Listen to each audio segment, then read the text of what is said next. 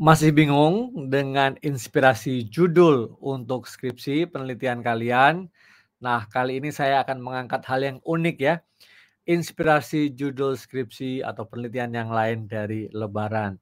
Nah, saat ini video dibuat masih dalam suasana bulan Syawal ya, bulan di mana penuh berkah ya, kita semua umat Islam sedang merayakan Idul Fitri. Sekali lagi saya mengucapkan selamat Idul Fitri, mohon maaf lahir dan batin. Nah, langsung saja nih hal yang menarik, apa sih yang bisa kita ambil dari fenomena Lebaran? Nah, saya selalu mengatakan salah satu cara untuk membuat judul skripsi atau mencari dari tema yang besar, inspirasi-inspirasi judul itu bisa dari fenomena yang terjadi di sekitar kita.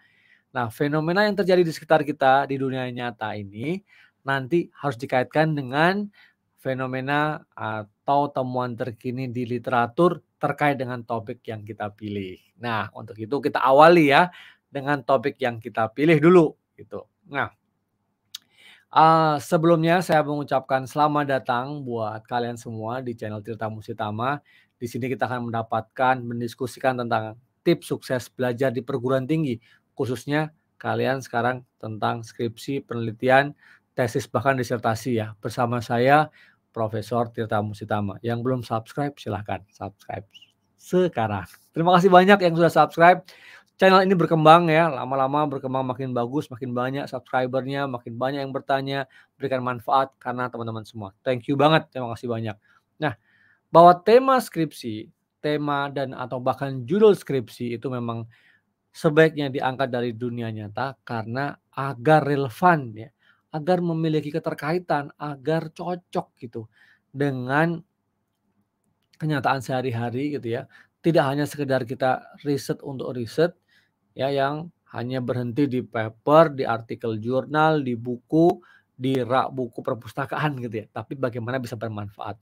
Tentu ada juga ilmu-ilmu ya, ilmu-ilmu basic science gitu, ilmu-ilmu dasar yang memang, hanya untuk pengembangan ilmu, tapi akan sangat baik kalau itu bisa untuk pengembangan kebaikan, kesejahteraan umat manusia gitu ya, yang sifatnya lebih aplikatif. Tentu disesuaikan dengan bidang kita masing-masing ya. Oke Prof, langsung saja. Bagaimana maksud tadi Prof mengatakan bahwa ada inspirasi judul skripsi dari fenomena dunia nyata. Yang pertama coba, yuk ya, kita lihat mudik 2022 ini luar biasa ya, karena sudah 2 tahun nih nggak mudik nih. Kalian semua mudik nggak ya? Yang mudik tuliskan ya di kolom komentar ya. Mudik Prof, saya Prof, kemana gitu ya. Nah, pertama kita bisa melihat dari transportasi, misalnya ya, alat transportasi yang digunakan baik darat, laut, udara ya, atau penyeberangan gitu di laut maupun di sungai gitu ya. Nah, Anda bisa bayangkan banyak sekali ya moda-moda transportasi yang sudah 2 tahunan ini tidak terlalu banyak bergerak, ternyata sekarang bergerak gitu. Nah, ini mungkin buat kalian yang studinya, tentang transportasi, tentang, mungkin teknologi ya, teknik, engineering, mau melihat dari aspek, transportasi yang reliable misalnya. Atau juga terkait dengan ini, rekayasa lalu lintas ya. Rekayasa lalu lintas luar biasa. Ada kemarin yang satu arah ya kan, dari Jakarta yang tol di atas, ke arah Cikampek itu ya. Nah, sampai ke kilometer 47 juga nggak salah ya turun itu juga diperlakukan satu arah gitu, ke arah keluar sana dan kalau waktu kembali ya, waktu arus, balik itu juga satu arah gitu. Nah, ada kontraflow dan lain sebagainya. Ini rekayasa lalu lintas ya. Nah, ini juga, eee, Anda bisa teliti, ini hal yang bagus, hal yang kreatif, atau suatu hal yang jadi masalah gitu. Jadi waktu bangun sebenarnya sudah dipikirkan belum gitu, kenapa harus ada kontraflow, kenapa harus ada, berlaku satu arah dan lain-lain sebagainya. Nah, ini sebagai teman-teman di engineering ya, mungkin bisa juga lakukan.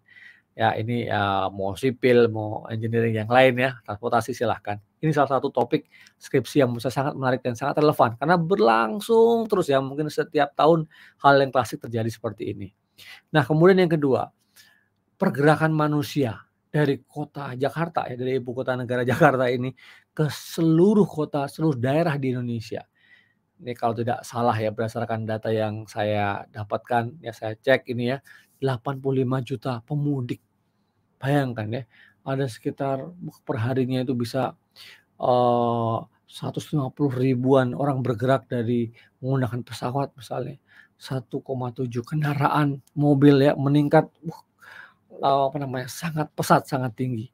Nah, Anda bayangkan bagaimana betapa ya Jakarta menjadi tumpuan ekonomi, tumpuan harapan bagi sebagian ya besar mungkin ya masyarakat atau penduduk Indonesia. Atau juga Anda melihat mungkin ini berdampak dari, karena Covid ya, 2 tahun nggak boleh mudik, nah sekarang mudik, wah pada semua memanfaatkannya. Apalagi ya karena, eee, waktunya juga relatif panjang ya untuk liburnya itu. Nah, hal ini juga Anda bisa teliti, bagaimana dampak pergerakan manusia ini. Ya tentu pergerakan antar manusia tadi juga diikuti dengan yang ketiga, pergerakan sumber daya, pergerakan kapital, pergerakan uang, bagaimana ekonomi berputar ya di berbagai daerah. Nah, pasti ada positifnya gitu ya. Para pemudik ini seberapa pun dia pasti membawa ya uang atau melakukan transaksi ketika mereka pulang di kampungnya atau mereka pergi sepanjang perjalanan atau ke tempat-tempat yang lain. Nah, mungkin nilainya yang mau diteliti ya, atau mungkin bagaimana caranya agar, apa namanya, semakin membuat produktif ketika terjadi pergeseran uang ya dari pusat kota gitu, dari ibu kota ke beberapa daerah. Nah, apa sebenarnya mungkin daerah-daerah itu bisa menyiapkan diri gitu ya, untuk menyambut para pemudik-pemudik ini, mudikers-mudikers ini ya kan. Nah, ini juga juga penting untuk diteliti.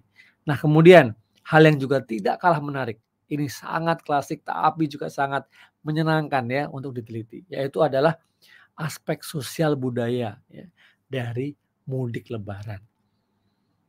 Nggak afdol rasanya kalau misalnya nggak ketemu sanak saudara, orang tua, ya mungkin kolega handai tolan, mungkin juga teman-teman kecil, ya waktu, kita atau sebagian besar yang pemudik ini ya, kemudian ingin bernostalgia juga di apakah itu bekas tempat tinggalnya atau mungkin juga sebenarnya sudah tidak ada siapa-siapa di sana, tapi ingin juga melihat dulu waktu kecil atau waktu pernah dalam beberapa masa tumbuh ya, hidup berkembang itu ada di kota tertentu, jadi ingin ke situ. Atau bertemu dengan ya sekedar bertemu teman atau sekedar bertemu keluarga, kalau misalnya orang tua sudah tidak ada, misalnya seperti itu ya.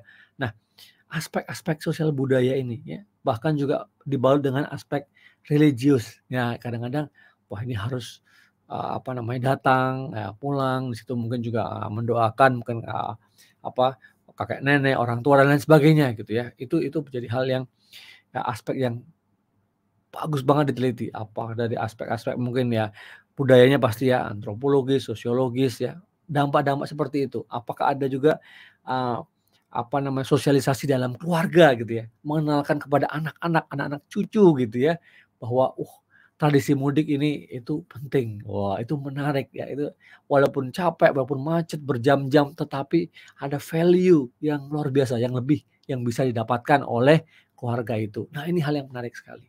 Nah, lalu apa kemudian yang hal-hal yang menarik, yang menyenangkan, yang indah-indah yang bisa dilihat? Nah, tentu mudik lebaran biasanya juga diikuti dengan bepergian berwisata ke beberapa tempat yang menyenangkan, yang indah.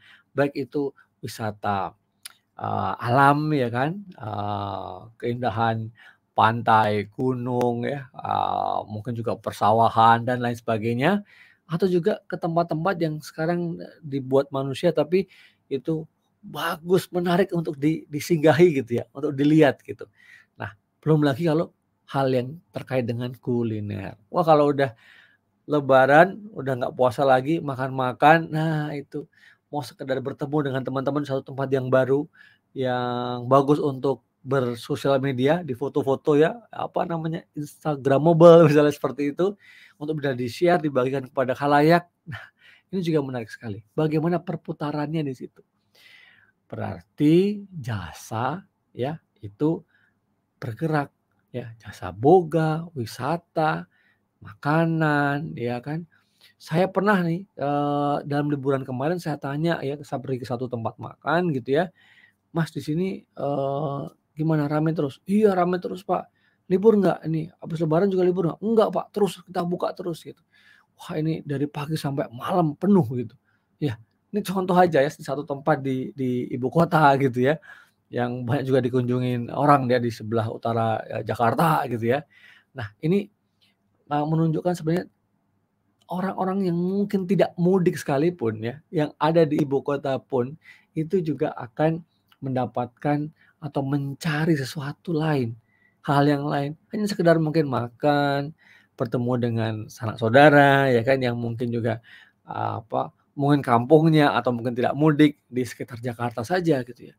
Dan mungkin sekedar mengajak makan di luar atau minum, kemudian di situ bersilaturahmi. Nah ini hal yang luar biasa. Nah, bagaimana misalnya melihat itu, nilai budayanya, apakah kemudian juga bagaimana penyiapan, wisata-wisata budaya, wisata-wisata makanan, wisata-wisata tempat-tempat bersejarah atau yang man-made ya, yang dibuat manusia, tapi cukup indah, cukup bagus dan menghibur gitu ya. Nah, ini ada peluang-peluang bisnis yang mungkin juga bisa teliti. Belum lagi kalau UMKM-nya gitu ya, wah itu juga menarik. Nah, itu tadi beberapa hal yang bisa saya sampaikan tentang, topik-topik yang inspiratif ya, terkait dengan mudik lebaran. Nah, mungkin, kalian ya, yang saat ini sedang berpikir tentang bidang-bidang kajian apa ya, yang kalau cocok untuk angkat sebagai topik penelitian, silahkan ya mengangkat topik penelitian, terkait dengan liburan, mudik ya, dan hal-hal yang terkait di dalamnya itu sangat menarik sekali. Baik, itu yang bisa saya sampaikan, semoga bermanfaat. Nah, silahkan yang tadi belum subscribe, silahkan subscribe sekarang ya.